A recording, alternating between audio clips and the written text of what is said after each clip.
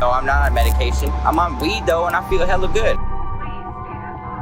Problem solving is something that schools generally don't teach you. You know, a lot of people don't have a good generalized approach to problem solving. They're not thorough, don't consider all the possibilities, prepare themselves with the right information. If you can develop a kind of generalized approach to problem solving, it's surprising how it helps you in anything. I don't think.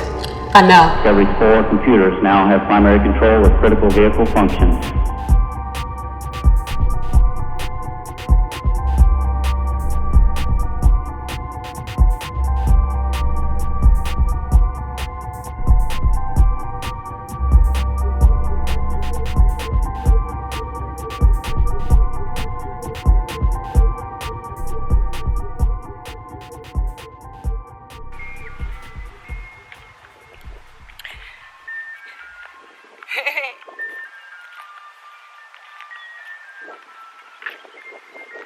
Okay, it's not Christmas anymore. Oh wait, this is Christmas, isn't it? Yeah, this is Christmas. Yeah. Still Christmas. But it's going away. I thought that was appropriate given the title of this vlog. Right. Hopefully the wind isn't fucking up the audio. Oh, it kind of is, I bet. Ooh, that sun. Let's get in the shade. I don't know, this grass is really green. We're thinking they might have sprayed it, you know, like fake.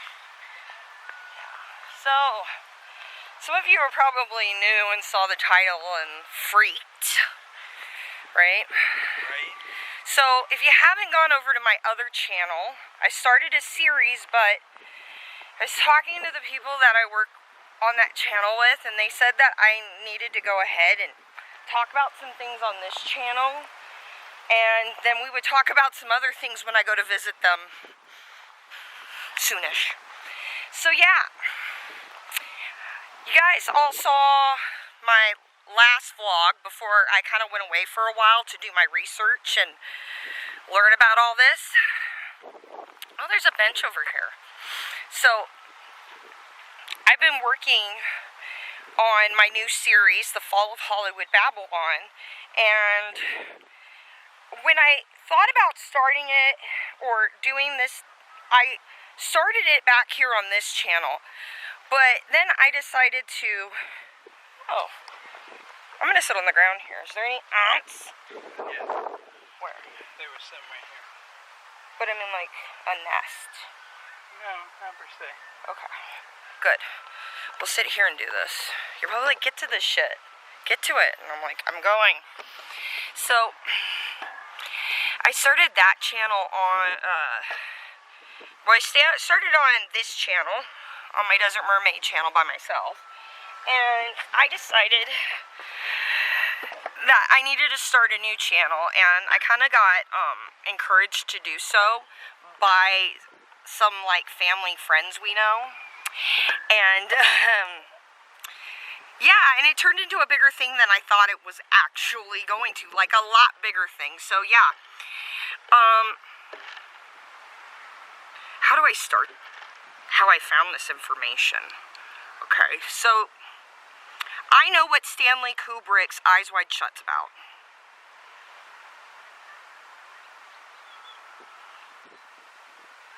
I know what Stanley Kubrick's Eyes Wide Shut is about.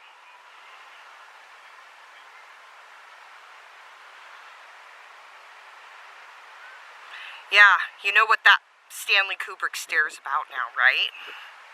You'll know about what it's more about as we go, yeah.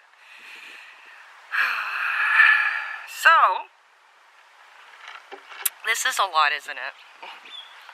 It can be a lot. It can be a lot. Yeah, so, you know about the family stuff, you know about the stuff from the other vlogs, you know about how I kind of got into this with Lana Del Rey, and then I was talking to some people that we know, and they gave me some more information. So yeah,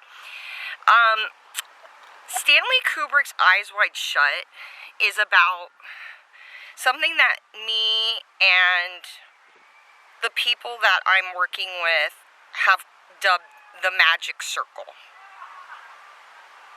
The magic circle is a game concept, but it is a concept that people also use as a way to manipulate a group of people. And we'll deep dive into all that on the new channel, so I'll link it, subscribe. But I'm going to do a little montage just to show you exactly what I'm talking about. And then we'll discuss it.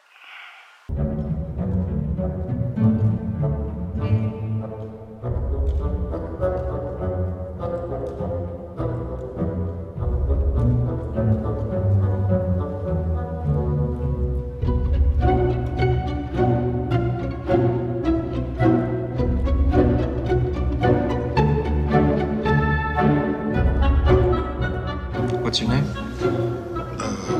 Mandy. I want to know, Candy, what do you think? Well, it's good. This is the first time. Girls with the guitars, coming in.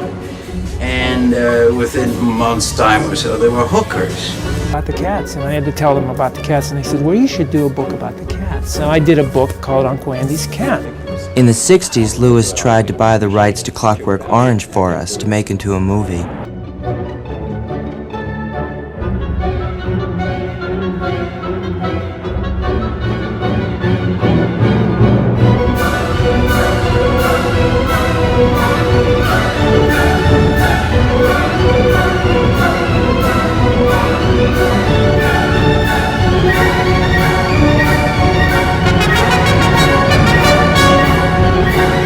Please don't stand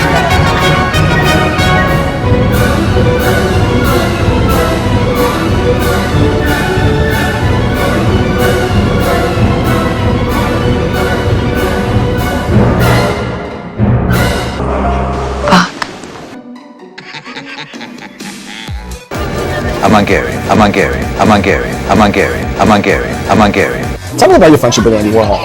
What was that timeline? Right. So look, Andy, who was a very, very close friend, had a habit of picking up certain people at times who fascinated him for whatever fascinated him at the time.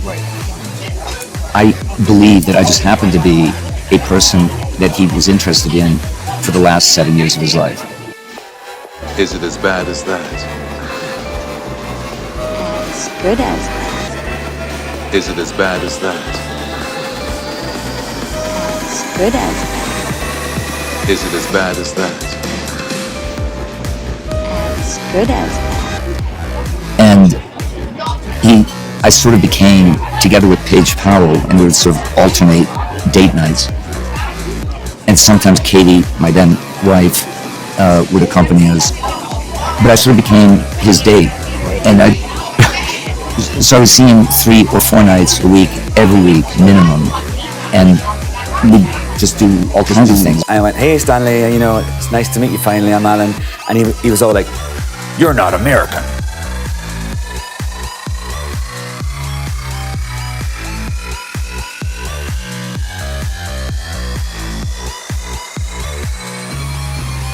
The children of Helios were marked by specific features, including hair, the color of the sun's burning rays, skin that glowed, and eyes that bore the shining mark of Helios. Their culture was driven by drugs and the drug trade. Huh? Yeah, they're using the milk of prepubescent milking medusae. Oh my god, when you're about 7, in your 7th year, you can be dedicated to the temple.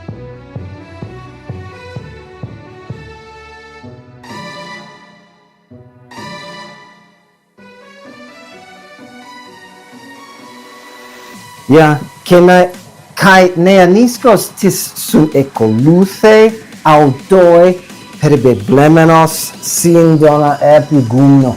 And there was this kid, some kid was with him. And this verb sun akuluthe, right?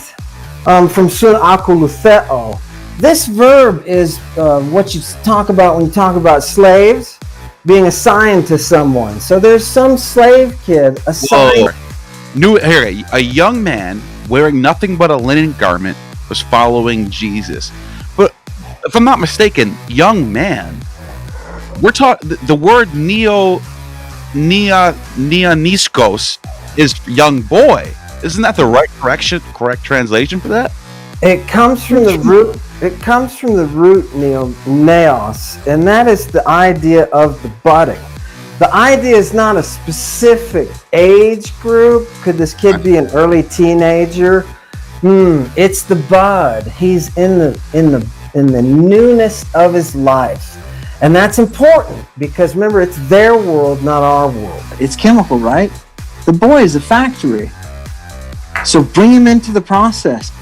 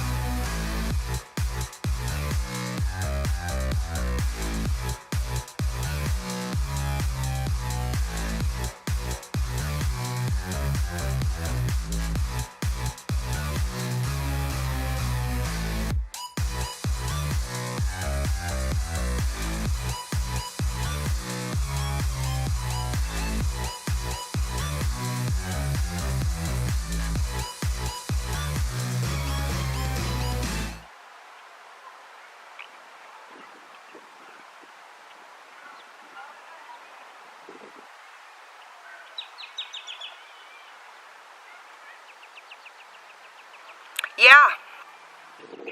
So, Stanley Kubrick was using a filming technique or a way of storytelling technique called, and I got the name of it because I was told to write it down because it was important. Let me find it here in my notes.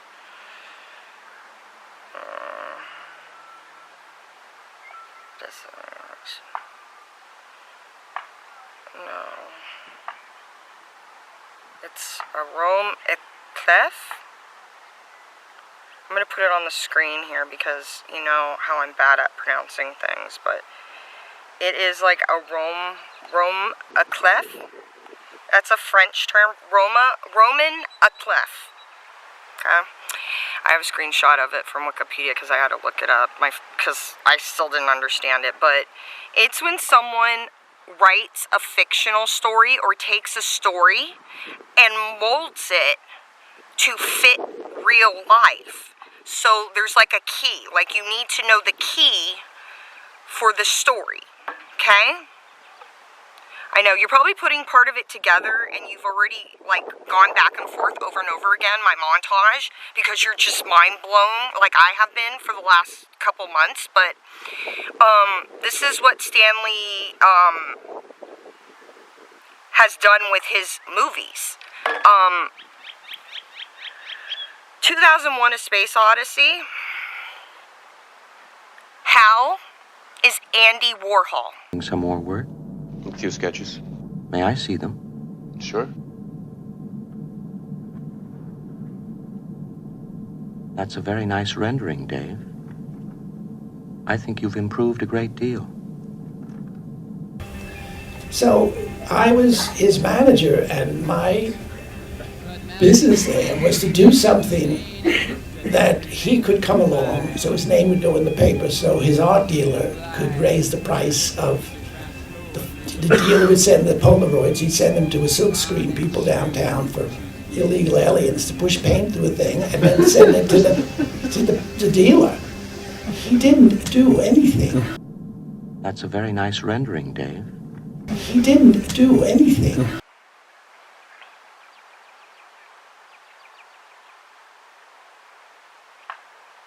I probably just inserted a clip and you're like, what? Yeah, okay. We're gonna go into that more, a lot more.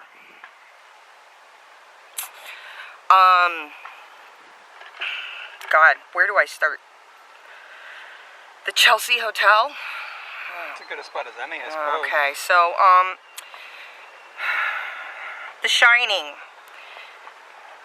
The Shining is about, loosely, the Chelsea Hotel. And a lot of different things that have gone on there, partly to do with Andy Warhol and his underground films. His indie films, or they're underground films. And the way Kubrick got involved in all of this was when he was first starting out in film, and really when he got into photography. He met Alfred Hitchcock, who, through Look magazine, he was doing photography, and he was an aspiring director at the time, and he got to know Hitchcock. Well, Hitchcock is a friend of the Bumstead family because of Henry Bumstead, who did To Kill a Mockingbird. Well, he also did Vertigo. Hitchcock started running into problems with this magic circle, and I believe it was when he got ran off the road, right? He got ran off the road with his wife, and then what's her name was trying to trap him, the one that had all the lions. She was trying to trap him in something, right? So they could get blackmail on him. Right. And that's when he came to your uncle. Yeah, my great uncle. And yeah, he was like, "Fuck this! I'm gonna go get help," because I can't get into that more here, but we will on the other channel because it is a lot. But it goes back to the Masons and all that, and we're not involved in that anymore. It took 2 generations for Patrick's part of the family to get out. And we're going to get into that when we talk about Lana Del Rey, aka Elizabeth Woolridge fucking Grant. Okay, we're going to talk about her. We're going to talk about her family. We're going to talk about where her dad worked. We're going to talk about how they got her video everywhere. We're going to talk about it because I know. We're going to talk about Andy Warhol. We're going to talk about Andre Belaz. I think that's how you say his last name. Who's the owner of the Chateau Marmont. He used to own the Standard Hotel chain. There is a YouTuber who did a deep dive on him, but there's been a lot more that has come out about the Chateau Marmont and them having fried chicken Sunday. Hey, my name is Adrian Jules, and from 2017 until March of 2020, I worked as a security guard at the Chateau Marmont, the castle on the Sunset Strip, this historic establishment frequented by A-list celebrities. It was a place to, go and unwind, and it was a very private situation where you could just let loose. And for myself and other employees who worked there, it was a very toxic environment, riddled in racism, riddled in sexual harassment, riddled in being disrespected by your peers in management and guests. And of course, not everybody that worked there was a terrible person. I met some amazing people there who, when I was going through what I was going through, were there for me. You will remain unnamed because I don't want them to attack you like they have attacked me. By they, we'll learn who they are. In terms of my experiences there, I've been called everything outside of my name working at the Chateau. I've been called the N-word. I had a female hostess call me a bitch and say I was acting like a bitch. Reported it to HR, to management. Nothing ever happened. Somebody called me a moon cricket once, and that was new for me. I was, whoa, moon cricket? What the?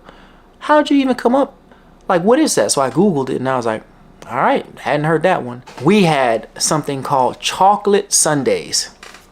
Now, there was a staff of about 250 people there. It was a hotel, so you have different departments: housekeeping, valet, bellman, houseman, front desk. And out of that 250, there might have been maybe 8 to 10 black people. And on Sunday, every black person was scheduled to work. So we would all show up and work together. And on the restaurant menu, it was fried chicken. Every Sunday, they served fried chicken and cornbread. I was like, nobody else is seeing this? Is this not odd to anyone else? But I realized I was expendable. And when you work somewhere, man, I understand that I'm just a number, but I knew how different it was at the Chateau in that they treated black celebrities and celebrities of color with so much disdain and so much disrespect that I was like, damn, if they can treat these people like this, then definitely don't give a damn about me. About 2 months before we all were let go as staff in March, I had an unfortunate incident with owner Andre Balaz that involved sexual harassment and groping. And had I not responded and creating distance, I'm sure it would have gotten a lot worse, or we would have tried to do something far worse. In the moment that it happened, my initial thought was to defend myself and respond with the rage that I was feeling inside. But I knew I had already been going through what I was going through with the Chateau Marmont in terms of them saying that nothing happened to me at work. Had I responded with the rage and the anger that I had, in me at that moment, it would have been really bad for me, and that I would have probably ended up under the jail. February 1st, 2020, I was told to go to the gym, and upon arrival at the gym, I found a male guest, standing in the doorway, looking as though he had just seen a ghost. His face was completely white, and as I approached the door, he turned and looked at me. He said, "I found her like this. I didn't do anything. I opened the gym door to come into the gym for a run, and I immediately called the front desk. I haven't touched her." So you hear something like this, you think the worst. I tell him to step to the side. He holds the gym door open, and I tell him, "Hey, I want you to remain standing at the gym door, ensuring that it's open, and you'll serve as my witness." So as I enter the room, there is this young white woman, 20s maybe, 5'2", 5'3", 105 pounds, 10 pounds maybe. She is slouched over. She's wearing a jacket and a skirt, but her skirt is hiked up. She's bare. She is fully exposed, and she doesn't look like she's breathing. I don't see her chest expanding. So immediately I think, all right, we got a dead body at the Chateau Marmont. Okay. I remain calm, and I walk over, and I grab a towel first of all, and I lay it over. I grabbed her wrist, and I checked her pulse, and my heart was beating a mile a minute, because I'm like, I pray don't be dead, don't be dead, don't be dead. And I felt a pulse, and I said, oh, okay, good. And at that point, the guest's wife rushed in the hotel gym. She just went crazy in terms of, she was very emotional. It was like a mother tending to their child. She just kept saying, "Baby, I know something happened to you. I know something happened to you. You're okay. I'm here for you." The young lady wasn't responding to verbal commands, but she was breathing, and the paramedics show up. They take her to the hospital. I never spoke to LAPD. There was no report taken. And so I do my incident report indicating what happened. And then I later learned from Amanda Granetti, the GM, and I think this might have been a mistake, because I just went to her and I said, "Hey, I just want to let you know that I have a witness there that watched me do everything. I did nothing that was disrespectful, distasteful. I remained professional. My main goal was ensuring that young lady's wellness." And she said, "No, Adrian, it's fine. I mean, Andre was in the gym." And I was like, "Balaz?" She said, "Yes, you're fine, sweetie," and stormed off. And I was like, whoa. So I amend my report to show that Andre Balaz was in the gym. At this point, security no longer had access to the cameras. Carly took access to the cameras, so we as security couldn't see what was going on within the property, which was odd, because it's like, we're security. If something happens, how are we able to review cameras? And I worked overnight, so it was typically just me, and management was in there overnight, so how could I review cameras? So I requested to review the cameras to Carly, because I wanted to see, when Andre Balaz entered the gym, when the young lady entered the gym. And she said, well, Amanda said this. She said, well, they were in the gym together, and Andre just gave her a cup of water and left. And I said, huh? All right, well, if that's the truth, let me just review the footage so I can make sure my incident report is as thorough as it needs to be. And she says, there is no footage. I said, why wouldn't there be footage? You mean to tell me the owner of the gym is in a hotel gym with a young lady who is rushed to the hospital, who is unconscious and fully exposed and slouched over? Why wouldn't there be footage of that? So the footage mysteriously no longer existed. So I said, woo. I ended up going to the LAPD to inquire about what happened because, again, I was concerned about the young lady. And again, I'm sensitive to finding a woman the way I found her. It just didn't look good. The LAPD, although they gave me limited information, they did confirm that she survived and she was alive and she left the hospital. I don't know her name and I'm sure she doesn't know what happened, but I'm just glad that she's okay. And that incident, like, was just like, I was like what else could go wrong? There was a National Enquirer article that came out just out of the blue, and it referenced the gym incident, and it said that there was an overdose in the gym on the date that I found a young lady. And this is before I knew that it was a overdose. So I ended up getting the call records and the paramedic records, and it listed the call as OD, but I was like, who called in OD? And Andre Blige gave her a cup of water, but there was no formal investigation. So again, when you have that much power, you have friends in very high places, and I understand that, and I understand why me even coming out with this is dangerous for me to discuss, considering the person I'm speaking about in the establishment, and he has direct lines to media outlets, and it's a risk, but it's a risk I'm willing to take. Kind of like making racism into a fetish. The Weeknd, you know how he has that, like, Save Your Tears, and he's dancing for all those people in masks, and he shows a lot of people in masks, and then there's that one video, Blinded by the Light, and he's driving around all fucked up and shit. That's a fucked up video, right? That was fucked up, Abel, right? He was doing all that for these people in this group. The mask thing is to imitate, and the masks in Eyes Wide Shut, there's a couple places that is from. First when he came to California, yes? No. Why did you meet him first? He hired me in Germany.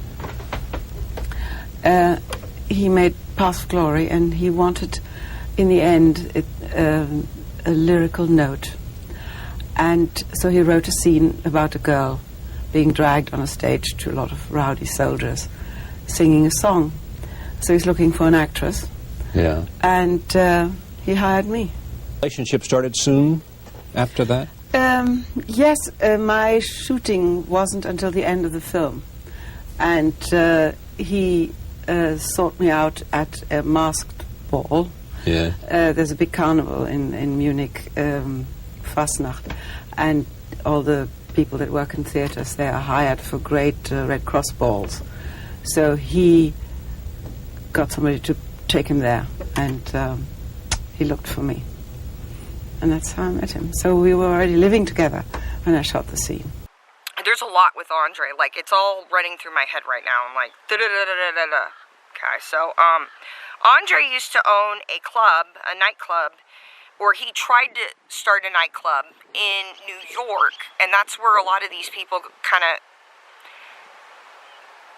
It goes back past the 1980s, 70s, New York club scene, and the 60s, and it goes actually hundreds of years back. We're going to be going way back, guys, on that channel. It's going to be a lot.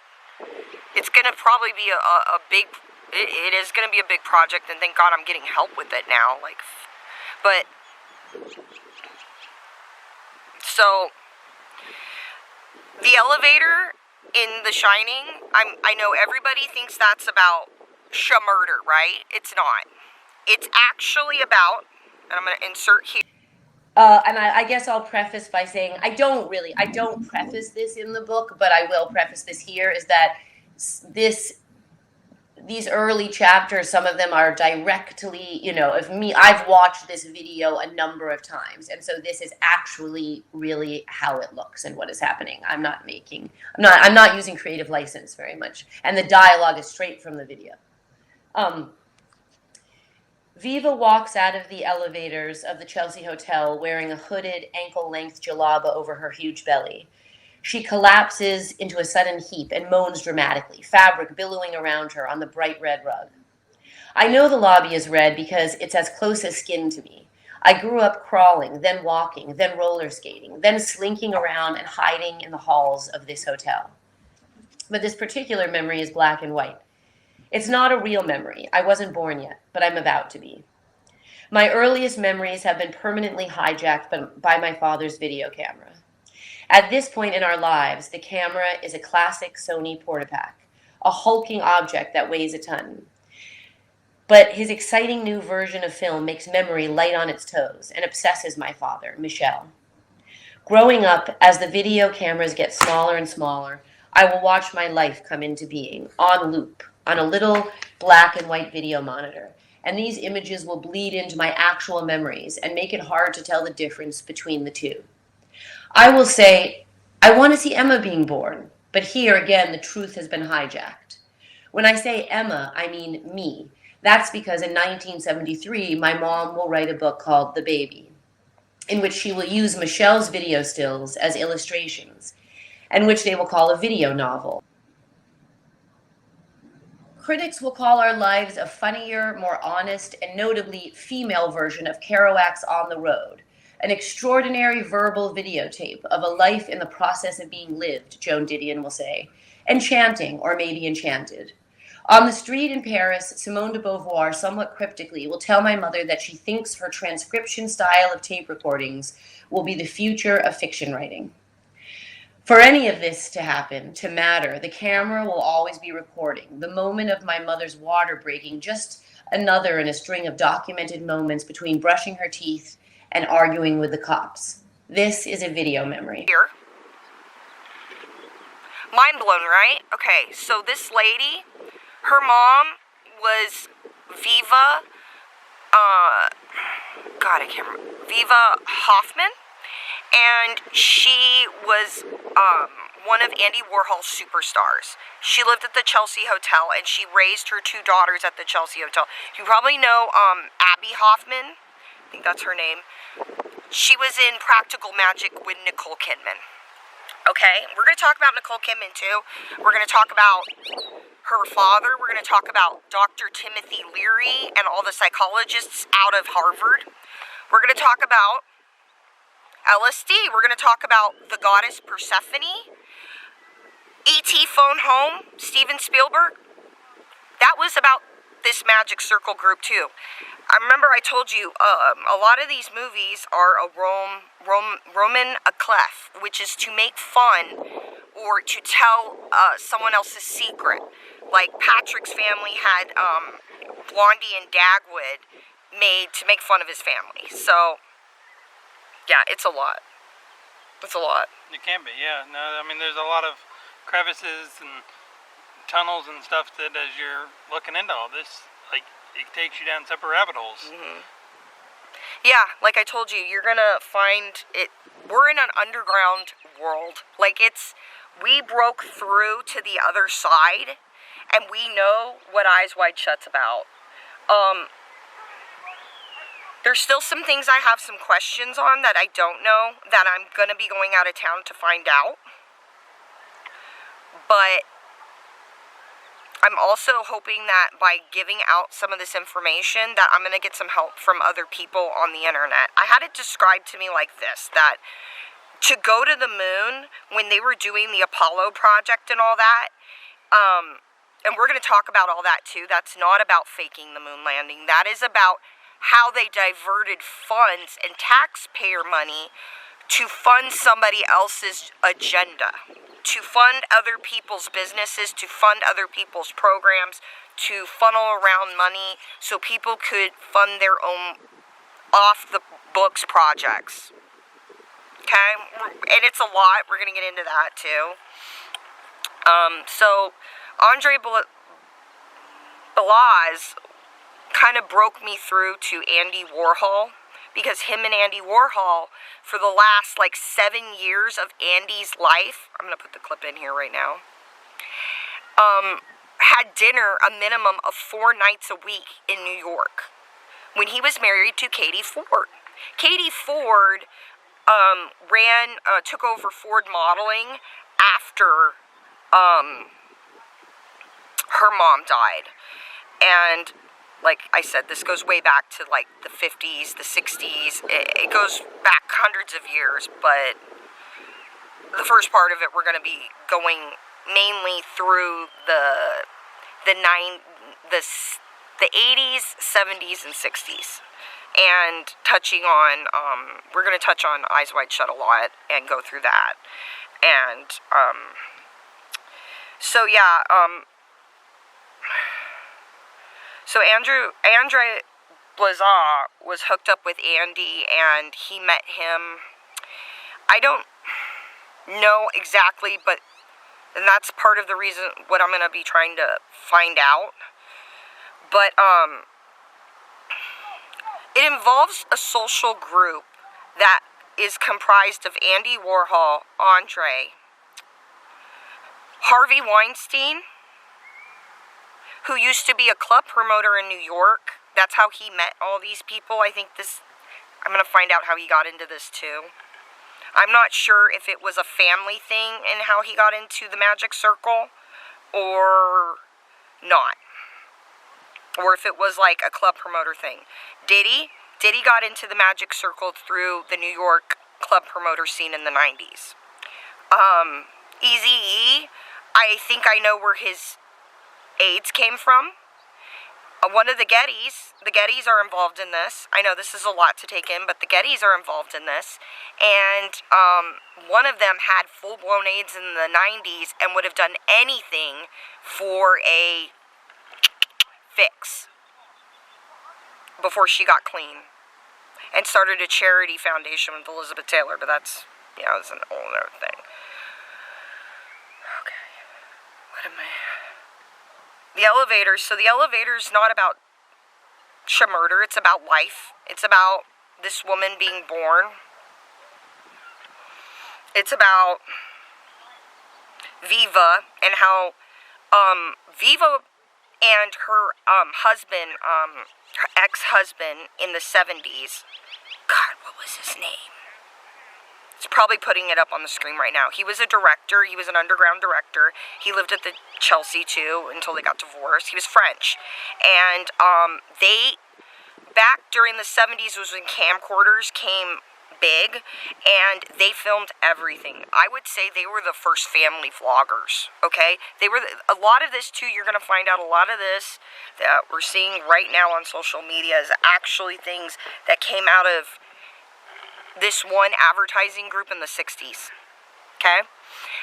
Andy Warhol, too, he was getting paid to make art about products, to sell these products. He would also do photography about certain corn stars as a way to promote their corn that they're in without promoting it, if you know what I mean.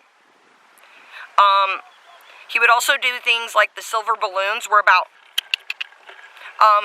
before they used to do like things that would make you go, you know what I mean, pills. He would send you to a doctor who would prescribe you those things. One of the reasons why he had a lot of trans women around him during the 60s was because they were selling them off-label prescriptions from Switzerland that was cancerous as fuck. That's how Candy Darling died. They killed her with cancer pills, basically. They were an estrogen pill that was not approved for the market because it had never been tested, and it gave her lymphoma. Come here. Oh, puppies. Oh, the dogs are so cute. Oh. Oh. So cute. Puppy break. We needed that. So, yeah,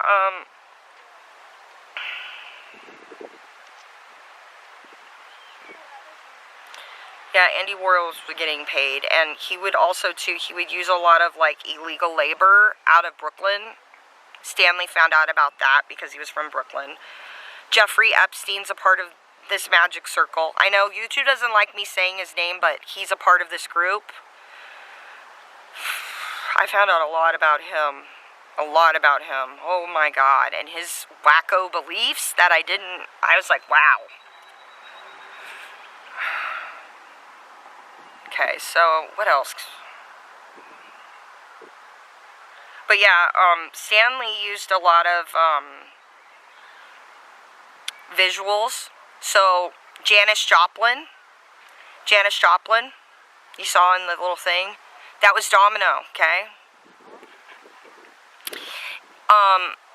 There was a saying about like Chelsea girls and stuff, and that they would show up with their guitars, and they would end up being women that sold themselves, you know, just to make rent. And the man who owned that hotel, and he's passed away, but he would take advantage, okay? And there was also a lot of weird things that happened at the Chelsea Hotel, because there was a lot of, like, rooms that had been conjoined and not conjoined, and they touch on this in Rosemary's Baby, and we're going to get into Roman Polanski. There's a man by the name of Kenneth Anger who lived most of his life at the Chateau Marmont in Hollywood. He thought of himself as the devil, and he's not. I am, because I'm here to bring you the truth, the light. That's all that fucking means. The light bringer, right? So, here's the light. So, he is involved in Sharon Tate, pretty much, from what I understand. And I'm going to get to find out more about that on my trip. He had one of the murderers who killed, I think we're going to explain more to me, the record guy. Spawn Ranch was supposed to be like a content house. The Chelsea Hotel, the Chateau Marmont, let me think, Andy Warhol's factory. There was some other things they were telling me about. But yeah, these places were basically early content farms. This is where the whole, like, content houses came from. A lot of social media came from, like, the way they market on social media came from Lana's, where her daddy, where Elizabeth fucking Woolridge Grant's daddy used to work, Gray Advertising. Gray Advertising, who is in the building that, they talked about it in the 90s, so Stanley knew about it before when he was making the movie, but they didn't occupy the building until, the sirens. They didn't occupy this building until, like, the 2000s when it got renovated, but it was like it was an international toy model place, and that's what they were referencing at the end of that movie. Yeah. And, the Barbie, her holding up the Barbie was a clue. The old-fashioned, the stroller, in that picture I showed in my montage, Viva liked to push her, when she had babies, well, actually, she had her older daughter take care of the second one, basically, while she partied. But, as you know, she had her 12-year-old basically raise her youngest daughter, but that's a story to deep dive into. But so she had an old-fashioned stroller that she liked to push the baby around in front of the Chelsea and act like a mother. This is the stories I've been told. I hear she's very different today. But yeah, she was a lot wilder, and there was a lot of questionable things Stanley didn't like that she was doing in raising her children at the Chelsea, and they were exploited. We'll get into that. We'll deep dive into that. And there was a lot of children that were exploited at the Chelsea. There's a lot of children that were exploited at the Chateau Marmont while growing up there and not even really realizing it, because the parents were manipulated because they were stars. There was a saying, there's a saying in this circle, and it's poor, smart, and desperate for money. And so you have to be a PSD. You have to be poor, smart, and desperate for money to get in, unless you're like a related person. You have to be desperate for money. You have to have something they want, like an objective. And, yeah, you gotta be poor. That's why you see a lot of these rags to riches stories, because those people are brought in, they can be manipulated, and they're more scared to lose everything because they have nothing to go back to. So they love people like a Drake. They love people like a Jay-Z, a Beyonce, a Janis Joplin. We'll get into Jim Morrison. We'll get into...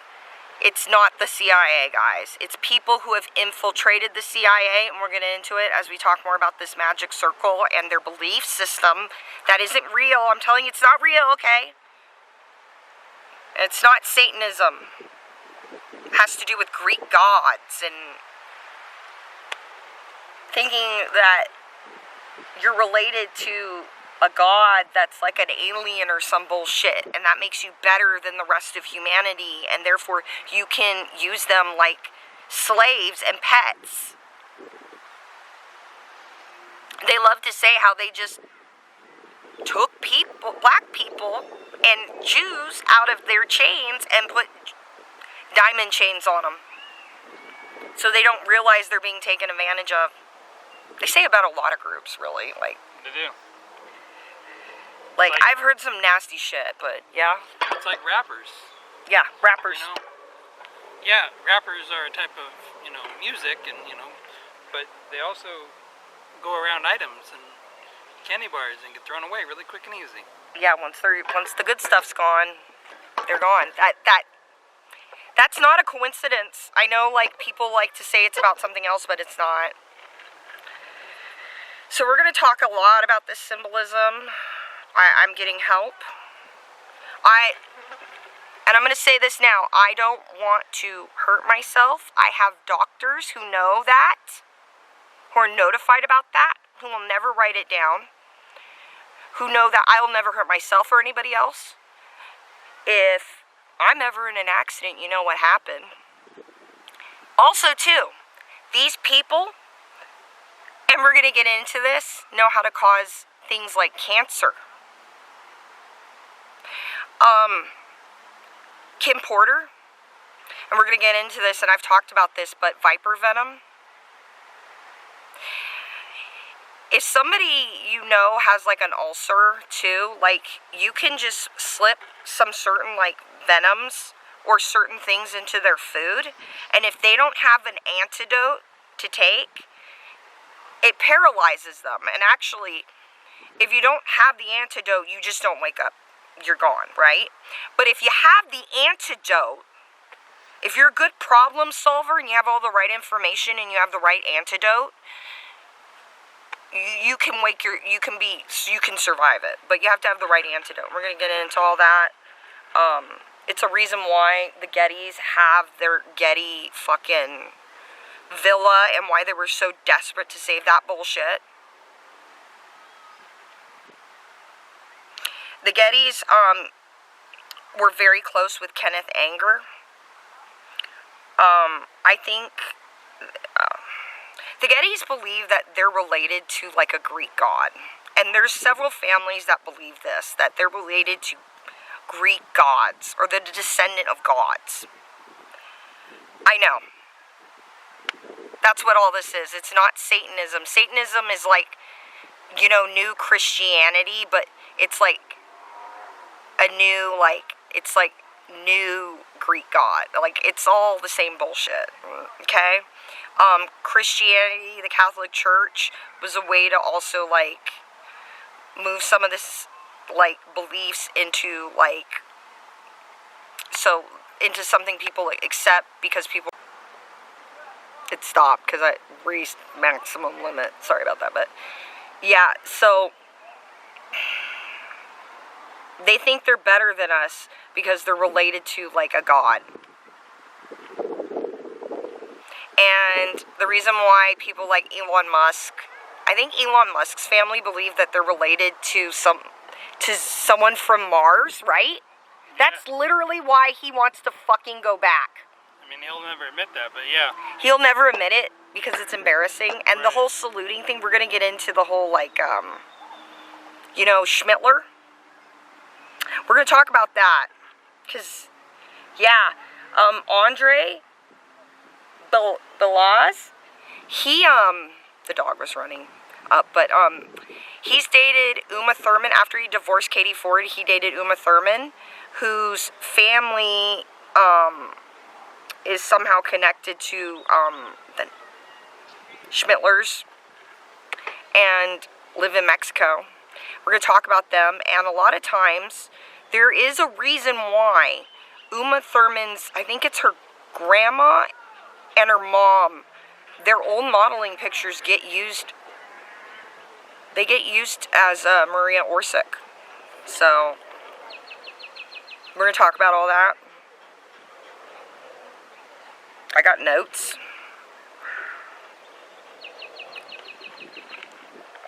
You can hear the dog. Oh, being at the park, it's nice. Yeah. Oh, hi. Ah. Oh. Of course. Oh. That's a good baby. So cute.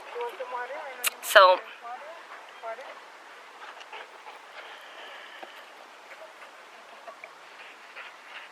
it's a lot. Besides that dog break.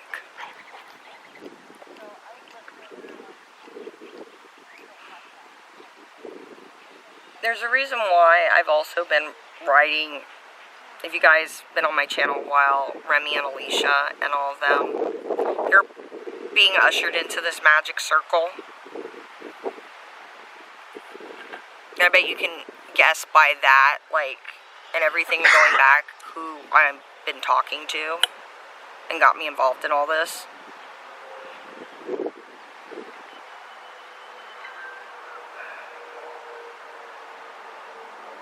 I really couldn't fucking believe this is it. That Nicole Kidman saying fuck at the end of Eyes Wide Shut was actually a reference to Andy Warhol and him being like, fudge, at the end of that fucking interview. That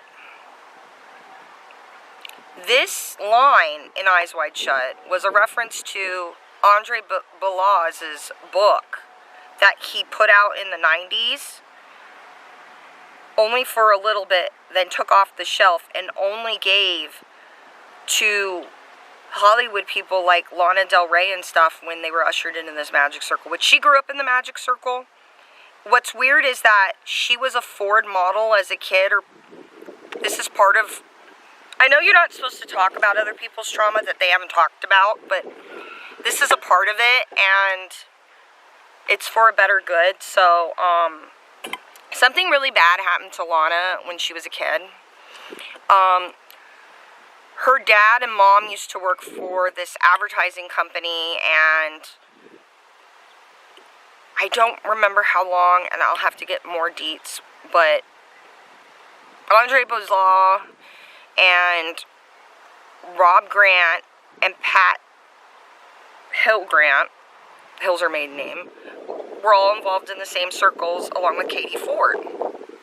Katie Ford helped them get the Abercrombie. Now, they said, like, that they won, like, some shopping bag contest. One of the women, the grandmothers of the kids that were in the Abercrombie and Fitch, you know, that, this picture, Lana, okay? And then there's Lindsay Lohan. Yeah, okay? We know how she grew up, right? How messed up she was, right? So, Ford Models was a part of this, and that's how they got hooked up with Abercrombie, and it was through the gray advertising and all that jazz. And I have it written down. I have a lot of shit written down because it's a lot, so I can't remember all of it, but something bad happened when she was modeling with her sister, and they were minors. And there is an article that got erased where she admitted that she started her drinking problem and partying problem when she was 9. They moved out of Manhattan when she was a little kid, and they say it's because her dad didn't want to do the back and forth, but I think it had something to do with something else, and I'm going to get the deets on that, and we're going to talk about it on the other channel, but, so, she started the article's gone that says she started drinking when she was 9, and then there's another article that said it was 12, and then it changed to 14. And 14, I think, was it 16, was when she got sent to boarding school. She went to Lake Placid High School for a while, where her mom taught, and that's where her sister went. Her sister, after high school, went to Parsons School of Design, right? It was Parsons, right? I think so. Yeah, it was Parsons. And Lana went to the boarding school. Well, Lana started having all these rebellion problems and stuff, much like... I became a completely different person.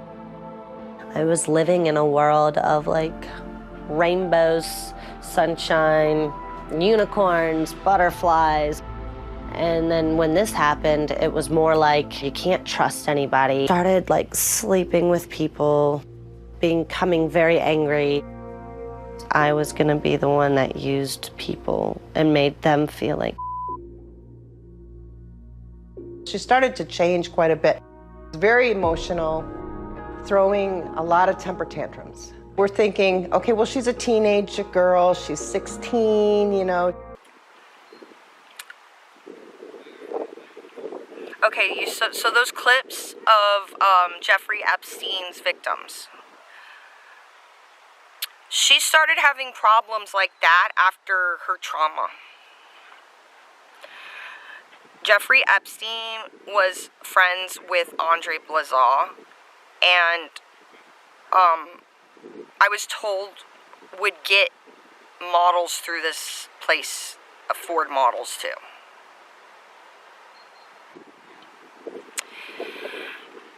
Pinocchio, you know how they say how it's weird that that they reference, it seems like Pinocchio was referencing Jeffrey Epstein in the future, right, in his island, and they're saying little boys, right?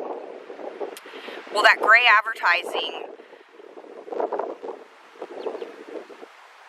one of the men who was his executive, and that advertising agency, like a lot of those advertising agencies in those circles they're a part of this magic circle, but that's what Mad Men's about. So, but anyways, one of them had a private island. He died on it, I believe. Yeah, he died on it. And then actually what's weird too, side note, Del Rey is where one of the former like high up execs at Gray Advertising, where Lana's dad worked. He died in Delray Beach. His last name was Fats. He died in Delray Beach. Okay, so there's that. Gray Advertising, I think I also did some modeling, or did some advertising, not modeling, advertising for Ford, but then there was something about the account they lost. But anyway, so, besides the point. And I mean Ford Motor Company, and that's, I think, why that car kind of got named that name, because of the place. And they're all about, like, this Gray Advertising's all about, like, recognizing things. So, like, that's why Lana Del Rey had picked names, like, okay, Lizzie Grant sounds like Lizzie McGuire, right? But she wasn't making it as that, and so Lana Del Rey, well, Lana Turner, and there was already a lot of, like, articles and things about Lana Turner on the internet, so they were content farming, and we'll get into all that, too. Because her dad was big into the domain area, so I get it, it's a lot. So yeah, Lana, I know Lana ended up having this questionable relationship, or being taken advantage of, let's be real, by one of the teachers at the boarding school. She was groomed for that by the Magic Circle. I know, that sounds fucking crazy, right? But she was groomed for that. It's part of what Stanley is trying to tell us at the end of Eyes Wide Shut. when the little girl goes off with those older men, you've seen it's almost symbolic in a way. Because a lot of them, and there is some beliefs and a ritual we'll get into when I get more details on it. A bear ritual where you do like have your daughter go through something, but sometimes they do it symbolically in other ways where the children don't know, like poor Virginia Jeffries. People aren't gonna like hearing this, but her dad kind of gave her up to the group. And Epstein was a lower guy in this group, believe it or not. Like, I'll make a chart for you guys of the hierarchy in this circle, in the magic circle. And you gotta remember, it's not a cult, because there's multiple cults. Like, you know, there's Christianity and Judaism and Islam, but when you look at the religions, it's all like one God, and they all kind of are similar stories, and, you know, there's all flood stories all around the world and similarities. It's like that, right? But in this magic circle. I know it's a lot, huh? What? This is a lot, huh? Yeah, but... Yeah. And so, celebrities, movie stars, models, now influencers, they are the poor, smart, desperate for money people, okay? And they're basically in the Matrix, the magic circle. That's another movie that was trying to tell us something. And they make you dependent on that system the magic circle has created, because there's multiple businesses, and they can manipulate one person into doing things because their livelihood depends on it, or they're going to get exposed somehow, or even that, they'll figure out ways to give you cancer. It sounds crazy, and then they'll make you think it was magic. They'll do things and make these celebrities like Diddy and some of them think it was magic when it wasn't. Or think, like I've talked about Alicia Marie, who's an influencer, if you guys don't know, and a YouTuber. They'll have all these influencers do their like manifestation board, right? And encourage that, and even brands will encourage that, so that they can then give that to them and make them think they created it themselves when really they didn't. It was created for them. And that's a part of what the magic circle is about. That's why Stanley had that game there. Now I know that, what's his name? He owned an island too.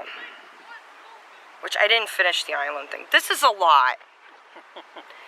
Yeah, that island, yeah, one of the guys, he took little boys there. So, yeah, one of the guys there, like, that's what that reference was about, and that's where Epstein got the idea to get his own island from, okay?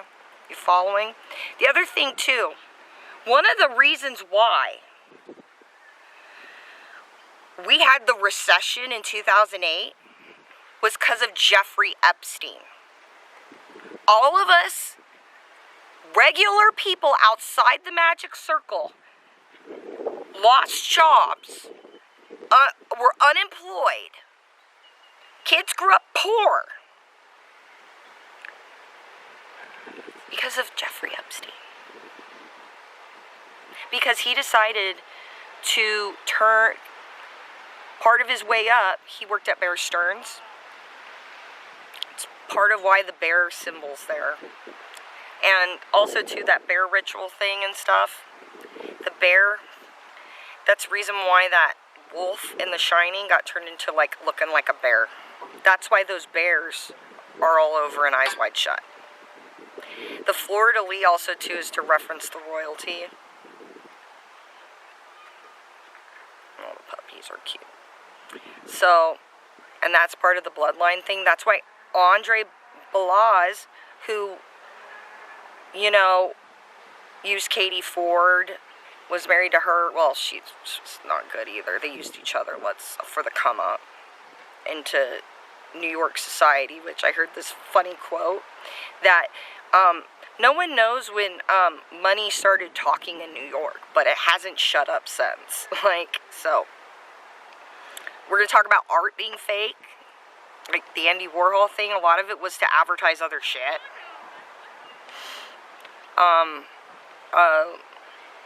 A lot of these celebrities, rock stars, are purposely drugged or get hooked on drugs. Janis Joplin didn't OD. She was murdered. I'll say it, she was murdered. They used her. Just like they're using a lot of celebrities right now, a lot of people. There's a lot of people tied up in this. It's really bad. And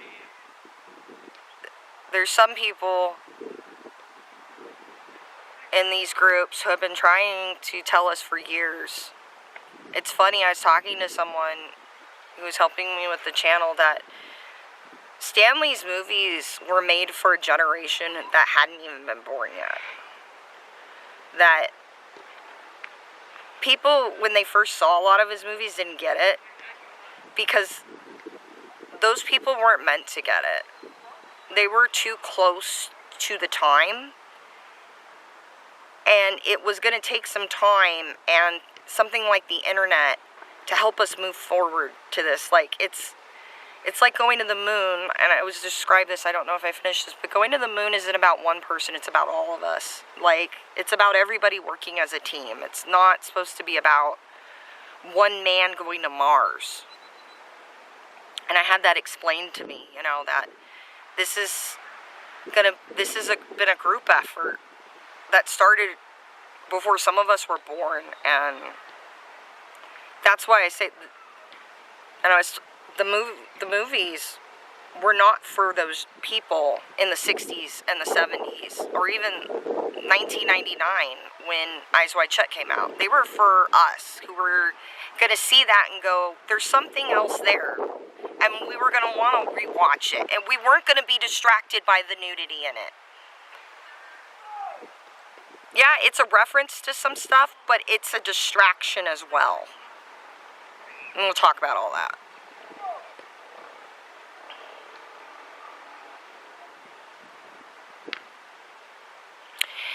The Rainbow Costume Shop, let's talk about that. Mr. Milich is Diana Vreeland. Is Diana fucking Vreeland. That lady, that little old lady was fucking sick. That was about her pimping out the models at Vogue. That was about her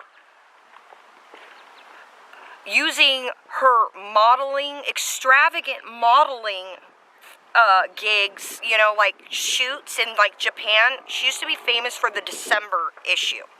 Well, towards the end of her time at Vogue, she got let go at Vogue because they said they were going in a different direction, aka they weren't trying to be a corn magazine, which was what Vreeland was doing.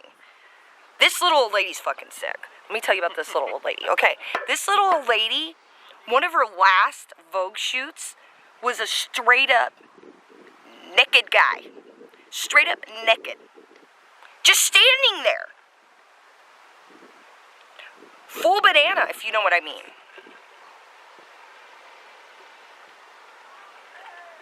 What the fuck, Vreeland? I'm not a prude. Obviously, I'm not a prude. I'm not a prude, okay? I was born in 1987, okay? It's 2025. And I was like, what the fuck is that doing in Vogue in the 60s, Vreeland?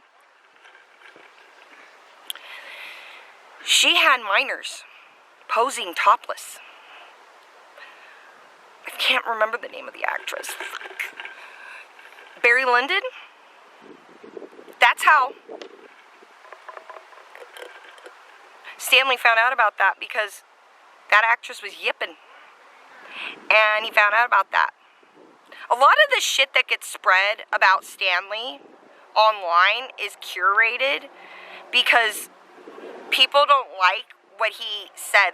Like, the people in the circle finally figured out, like, oh, he knows really what's going on.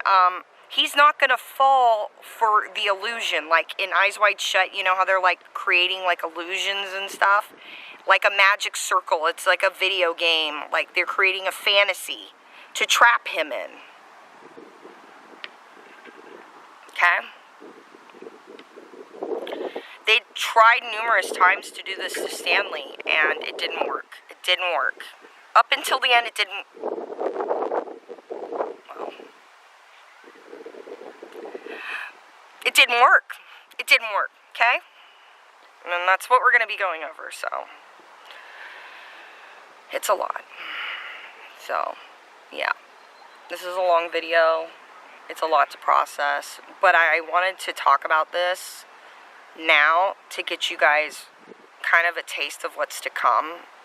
And that I do think there's going to be some other people trying to get some things out before these can come out. And well, you'll kind of know, and you guys can go deep dive with the information I've given you, right?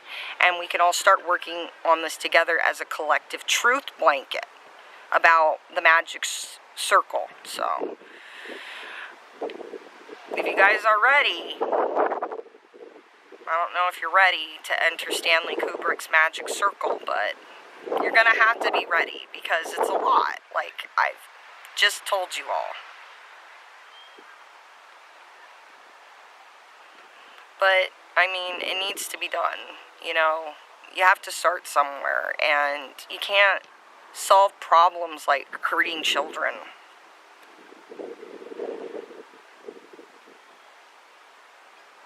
Using people, and then just throwing them away like garbage because you don't see them as human. Like, that needs to end. And we need to start somewhere on it because it's having an impact on humanity as a whole. So, I know this sounds like a huge conspiracy, but as you can see, I got stuff to show you. I got more stuff to tell you coming. And, yeah, so. As always, remember, all these stars are yours. Okay? Remember what I gave them to you at Christmas. Okay? I love you guys, and yeah. Probably gonna rewind and watch this a few times, so have fun. I love you. Happy digging. Remember, the internet is a cipher. That's the great thing about time, is that it gave the internet time to collect, and you know how everybody's saying AI is gonna be the end of us? It's not. It's the end of them, because it's a great tool. Okay? It's a cipher. I love you guys. I'll see you in the next one.